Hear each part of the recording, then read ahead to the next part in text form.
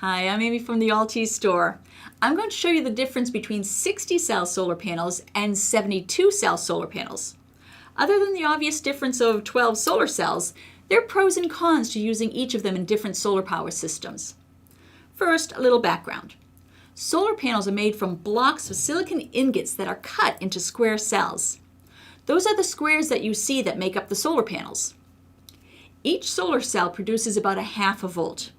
They then wire multiple cells in series, plus to minus, to make a solar panel. Wiring the cells in series increases the solar panel voltage to a usable level. The more cells that are wired in series, the higher the voltage. For example, if 36 cells are wired in series, you get an output of about 18 volts. Now, solar first got its start in the battery-based off-grid world, where solar panels were built to charge a battery bank.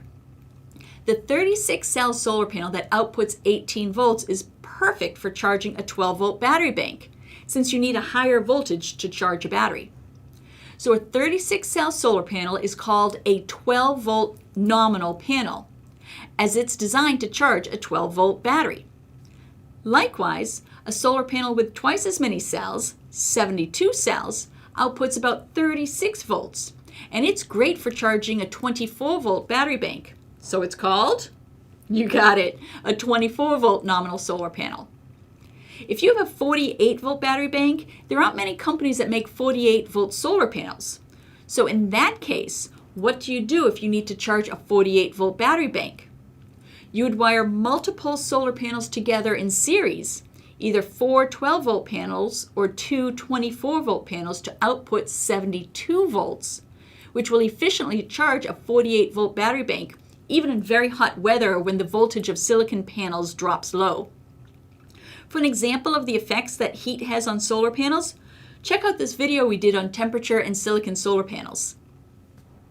So, all was well and good with figuring out what nominal voltage solar panels to use. Just make them match the nominal voltage of the batteries. When along came two different technologies that added an interesting twist to the mix. The first was grid-tie solar. With a grid-tie inverter, you could now convert the DC voltage from the solar panels directly to AC to power your house. No batteries required. So the restriction of 12-volt, 24-volt, and 48-volt went away.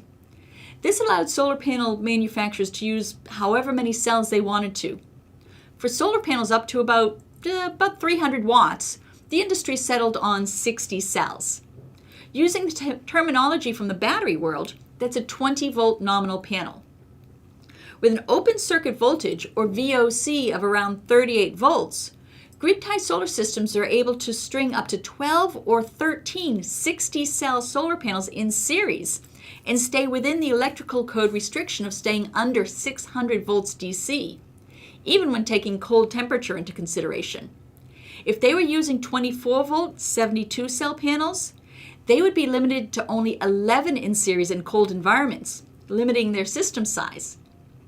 The second change was still in the battery-based world, with the solar charge controllers that are used to manage putting the power from the solar panels into the batteries.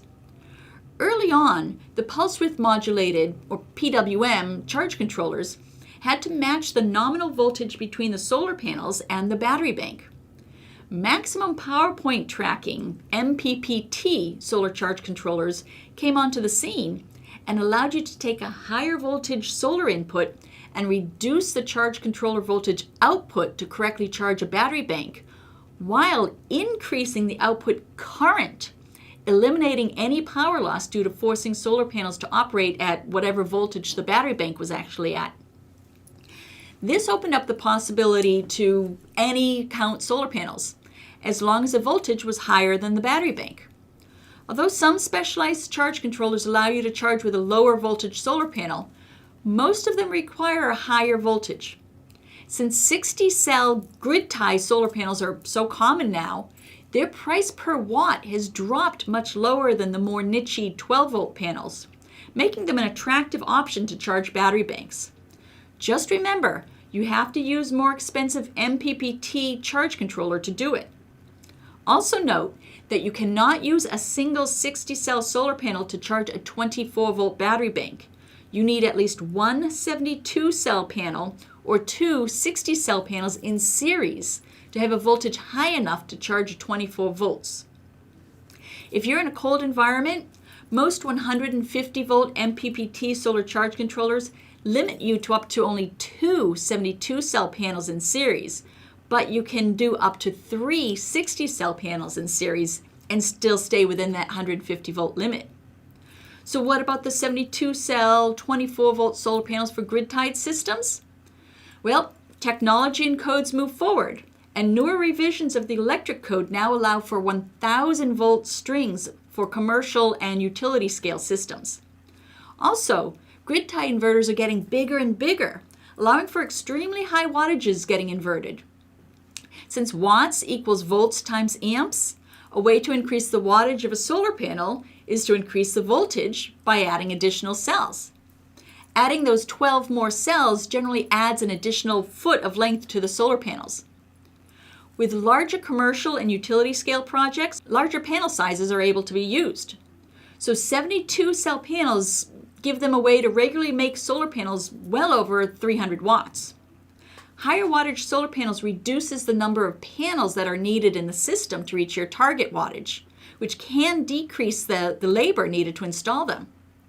Higher wattage panels may also reduce the amount of balance of system equipment needed, including racking, wire, and in some cases the electronics themselves if they're using microinverters or DC optimizers.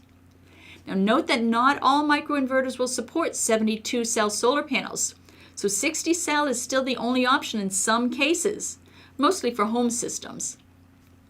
Most 72-cell panels still weigh less than the 50-pound restriction set by OSHA, so can be carried by one person, although their size can make it awkward to handle alone.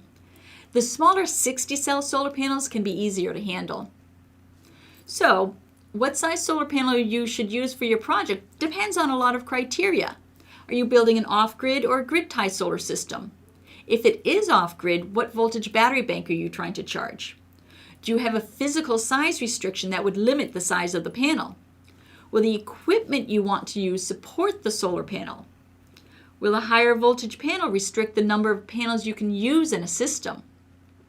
These are all questions you need to ask to determine what size panels are right for you. Give us a call at the Altis store and we'd be happy to help you get what you need.